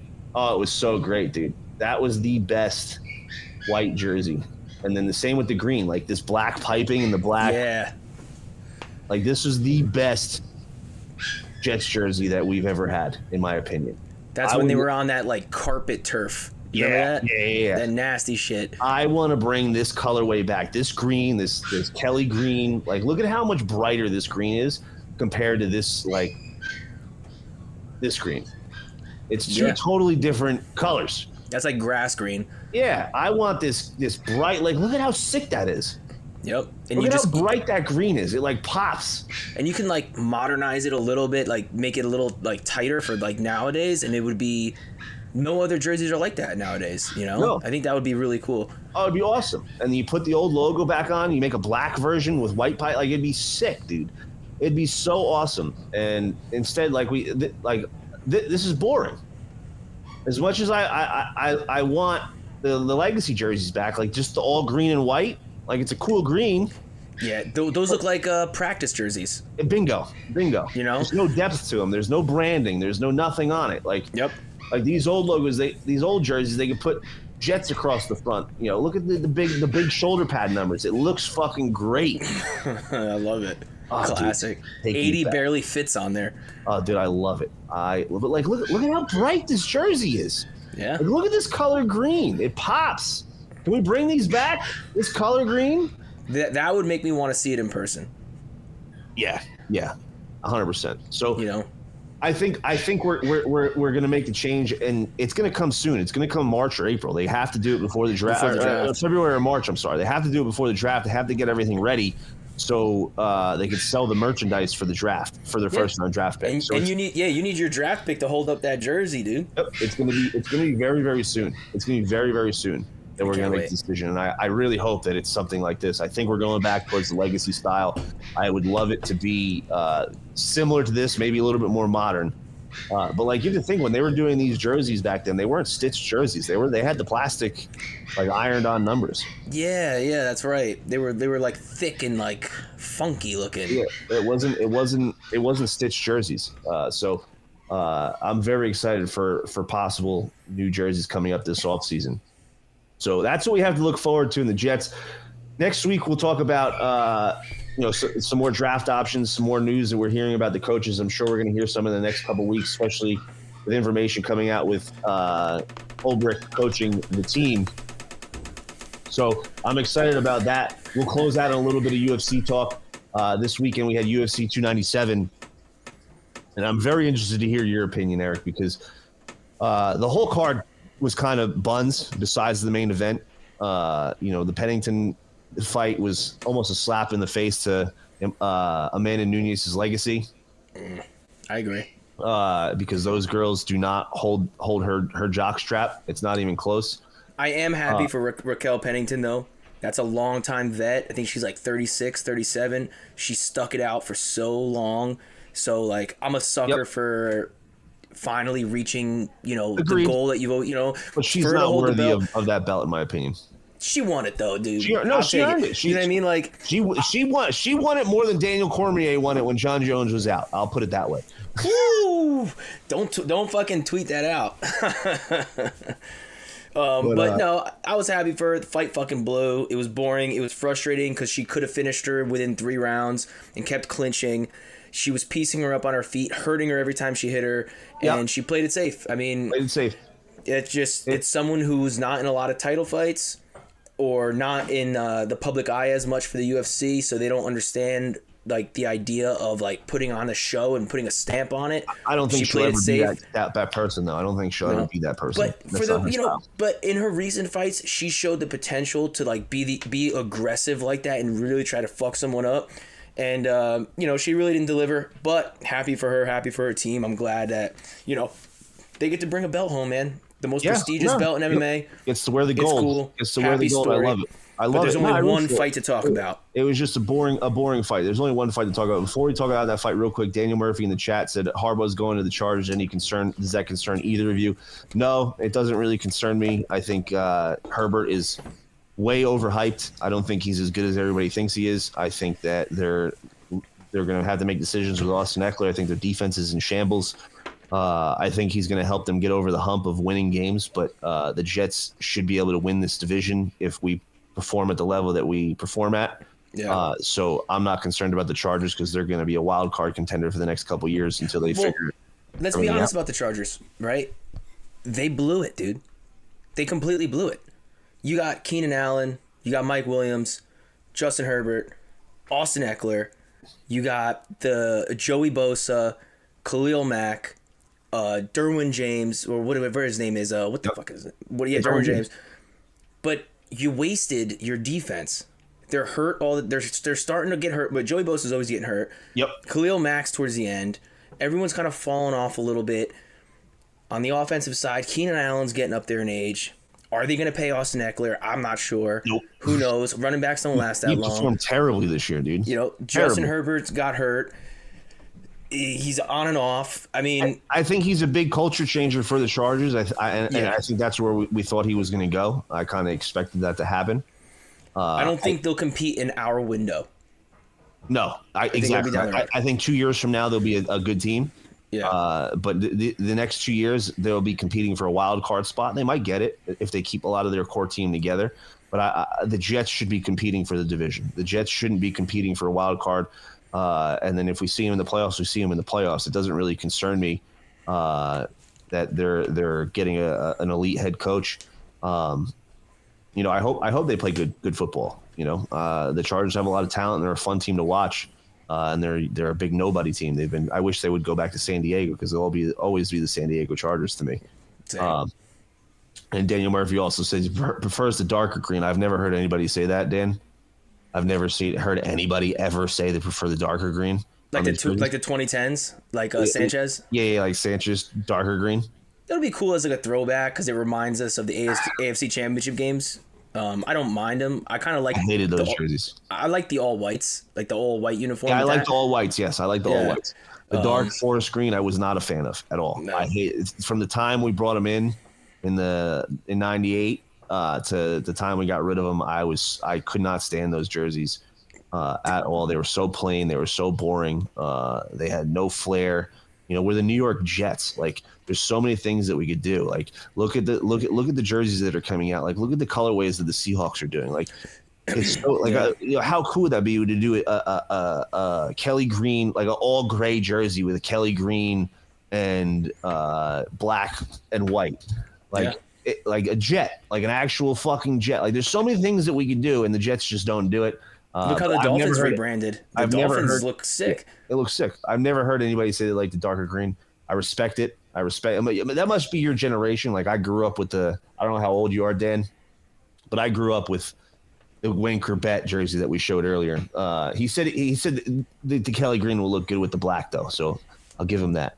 I'll give him that. But I want the Kelly green. I've never. Have you met anybody that likes the dark green more than the Kelly green? I think people like the nostalgia of it. You know, I think of Curtis Martin. I think of Sean Ellis. I think of like those teams where we saw success. But even I remember, because I wasn't, I was really young during the 90s. I remember it all. But like, I remember being aware of the older jerseys and wishing, like, do you remember when we did the Color Rush Kelly green? Yeah. Even though it was like kind of an eyesore, I was like, I kind of like this idea more. Like, I wish we went back to those. We didn't really do throwbacks. We did the Titans, which I hate.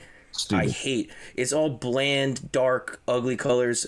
I kind of want to pop a little bit. Yes. We're in the face of the New York media, and we're so goddamn bland. You look at the Giants, they do their red. They went back to their 80s. Their 80s jersey. baby blue. Those are one of my all-time. The Lawrence Taylor jerseys, dude. Yes. Those are one of my favorite, dude. It looks amazing. It looks amazing. I love how that looks. Yes. So many teams have done a good job. I mean, look at the Texans. They went with their reds. The reds look pretty fucking cool, too. Broncos. It's cyclical. Like, really think about the style in the 80s and 90s, the bright colors, the vibrance of those eras, and then the 2000s, everything shifted to dark, and everybody was doing dark colorways and darkness.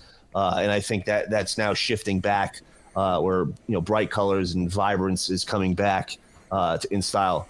So I hope it's the Kelly green. I hope it's bright. But back to Sean Strickland. Close it out. This fight, I was very excited for. I was very, very excited for this fight. Dricus du Plessis is a phenomenal fighter. Nothing against him. I think, personally, Strickland won that fight. Dana White thinks that Strickland won that fight, and many of the analysts think that Strickland won that fight. You look at the numbers in the striking, it really wasn't comparable most of the fight, except for one round where du Plessis won the striking advantage. He was more active, so it seemed like he was throwing more. But in reality, Sean Strickland was a masterful striker the entire time, just peppering du Plessis with jabs and hitting him with 1-2s over and over and over with precision accuracy. It looked like it really just looked like he was picking his shots and landing at will. Anytime he threw something, he landed.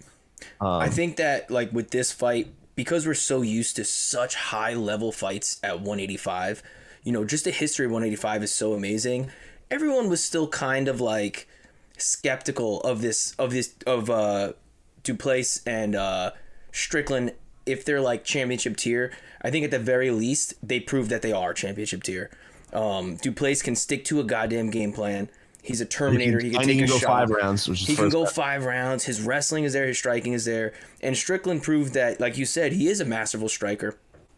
He lands with good accuracy. He's very loose, and he hits harder than people think. Like, you see those like big heaving, like straight missiles that he throws. It looks really good.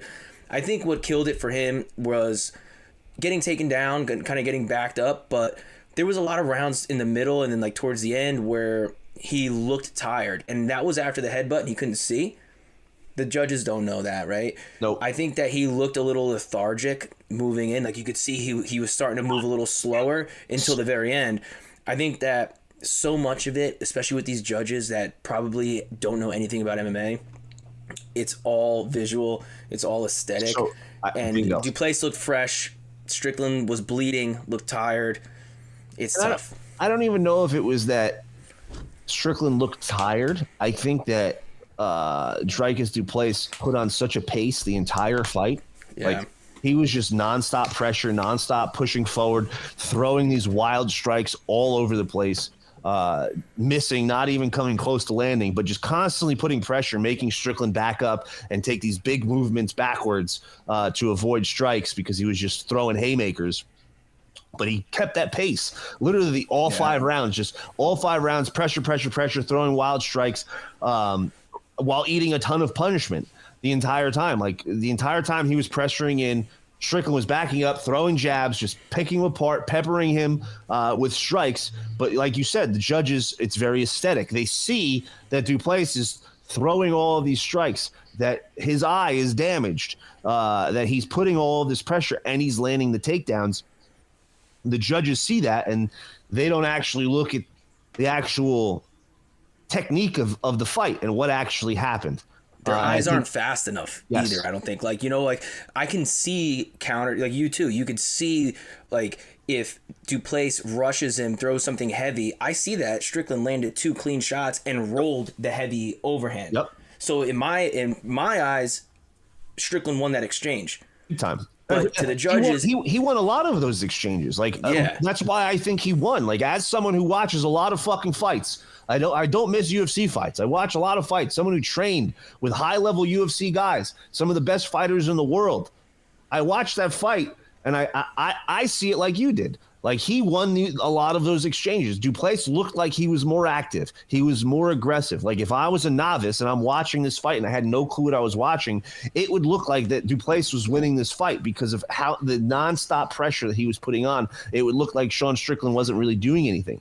But he was so precise and so accurate with his strikes and countering so perfectly. Like, his footwork was phenomenal. The way he was able to work angles and land those jabs and land those straight hands while Duplessis was coming in all wild, it was masterful. I enjoyed it because you could see the boxing technique come out from Strickland that you don't get to see in MMA as much. Like, he put on a master class of boxing.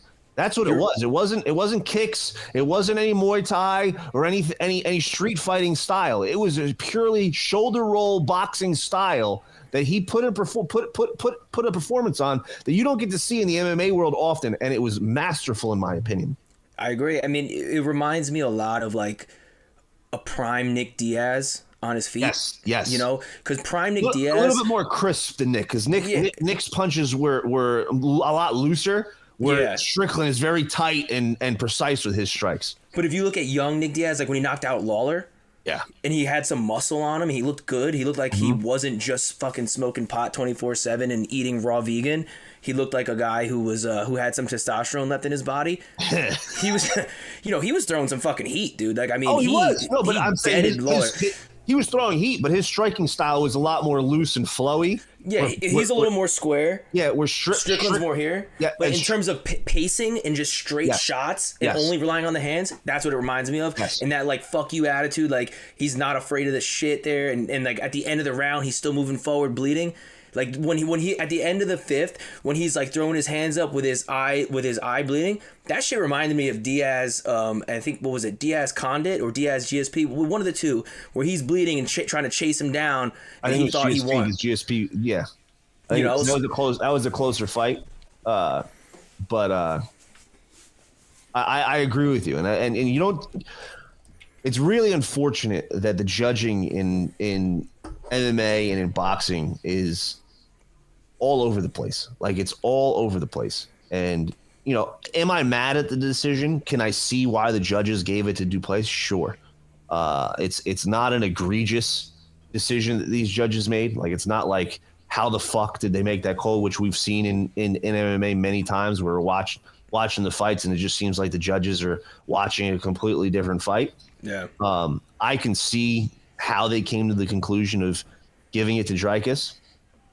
But it's really unfortunate that a guy who put on a show like he did and a performance like he did, because I think judges are not informed or knowledgeable enough about the sport to factor in certain aspects of the combat that's going on in front of them. Yeah. Back in the day, it used to, and still to this day. But I remember watching back in the day, guys would be on their back and be very active from their back, throwing up all these submissions, striking from their back, and they would get no credit for it. They would never get any credit from the judges. It would actually go against them in the judges' eyes because they were on their back. So I think we're having a similar issue throughout the rest of the sport with wrestling and takedowns and how much they equal as far as points go in the judges' eyes, and also striking. When guys are active and guys are precise. Like there's a big difference between putting pressure on a guy and being active throughout the fight. And I get why a judge would hold weight in that. But there's also a difference when the guy is active and the other guy is just piecing you up and more technical and maybe not landing big, flurries and combinations, but throughout the entire fight, just consistently pepper, jab, jab, cross all night and landing every punch. It almost seemed like every strike that Strickland threw in that fight, he landed. He didn't throw as much, but he landed so many of his strikes, and he didn't get any credit for that. His footwork was phenomenal with all of that heavy pressure, being able his head movement, being able to shoulder roll through and step to the side and throw a jab or a straight and catch strikers. And I don't think that the average fan understands that, and it's sad that it seems like the judges don't understand that either. Well, this is how you solve it. It's simple, right? MMA fighters are trying to fight for a union, right? That's what they want. Mm-hmm. Here's how you do it.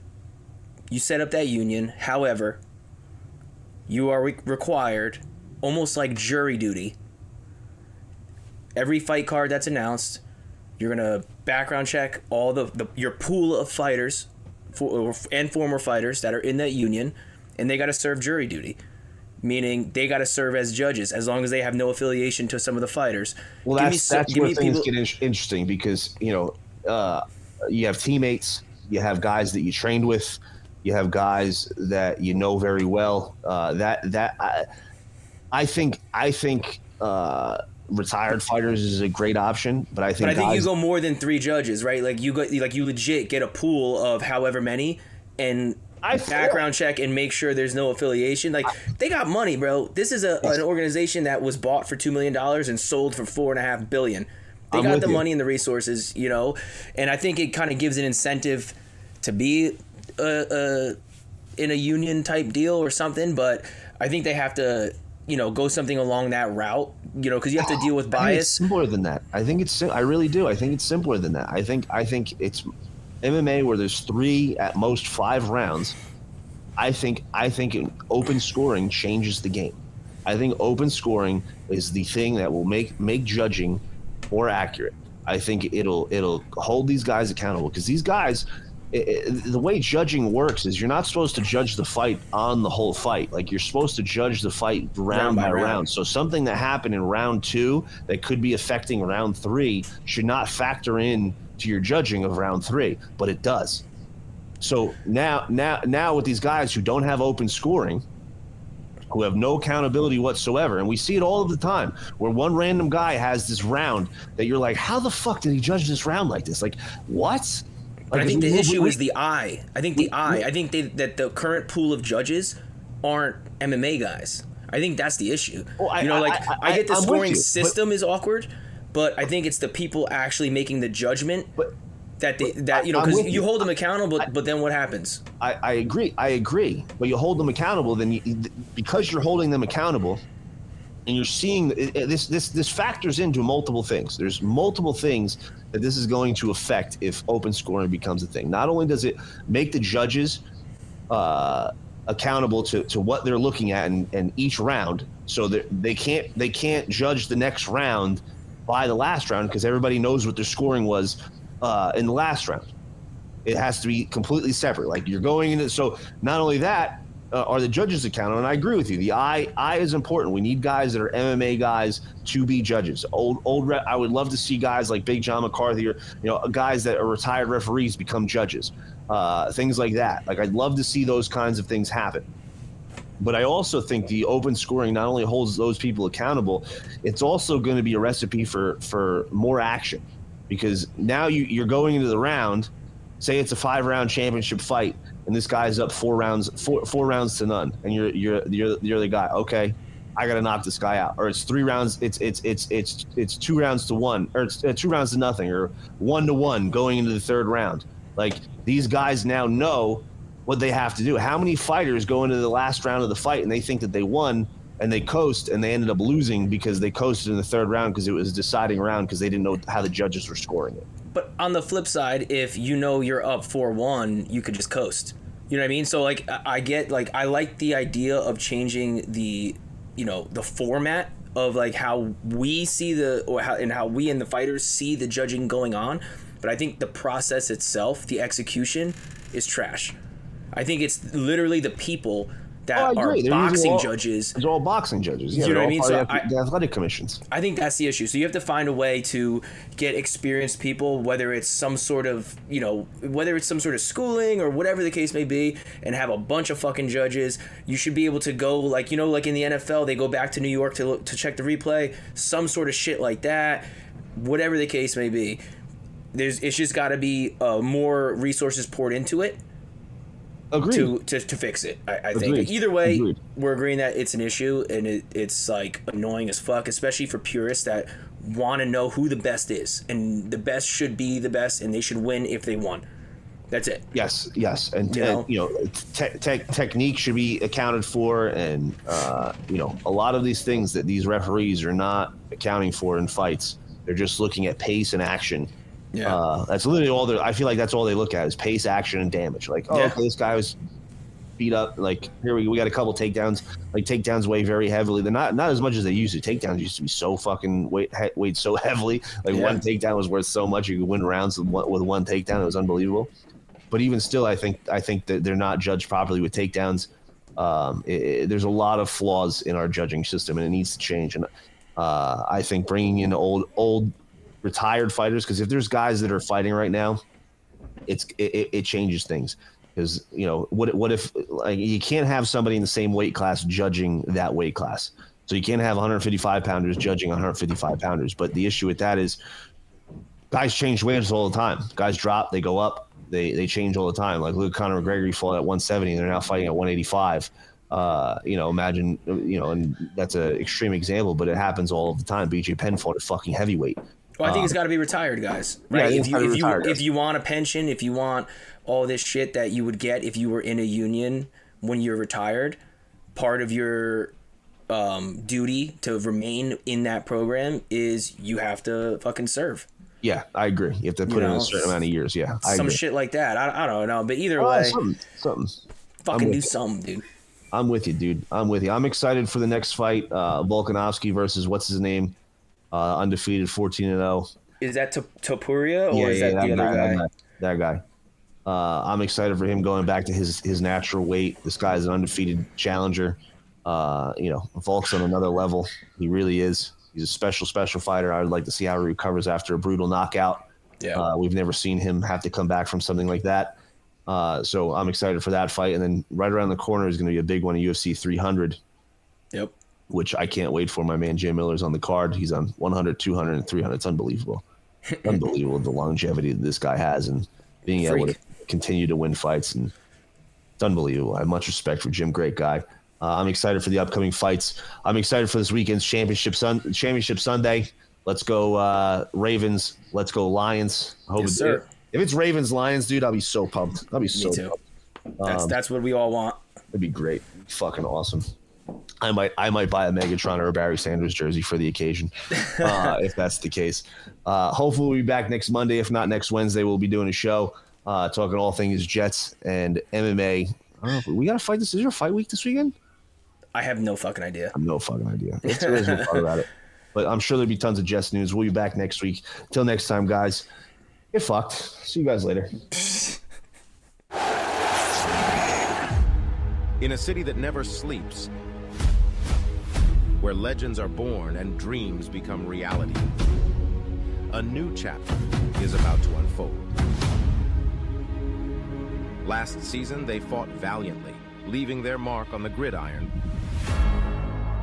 But now, a new dawn emerges, a chance for redemption and supremacy. The Jets have honed their skills, forged their bodies, and sharpened their minds. The stage is set, and they're ready to unleash their might. Hey, hey. No friends in the industry. I had to draw the line between my brothers and my enemies. We said 60 minutes. One by one, we're gonna knock it down. Keep it rap. Yeah, you hit us up and now we owe you something back.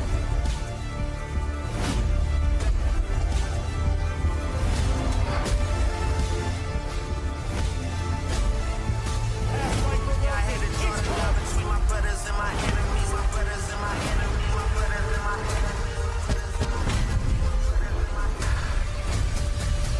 Yeah, I know hey, yeah. No friends in the industry. I had to draw the line between my brothers and my enemies. A fact. Let us start the beat, don't wanna keep it rap. Yeah, you hit us up and now we owe you something back.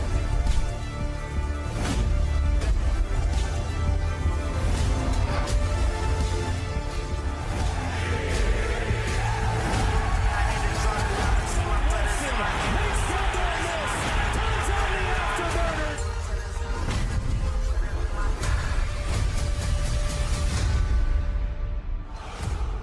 We're gonna be great, man. I can't wait.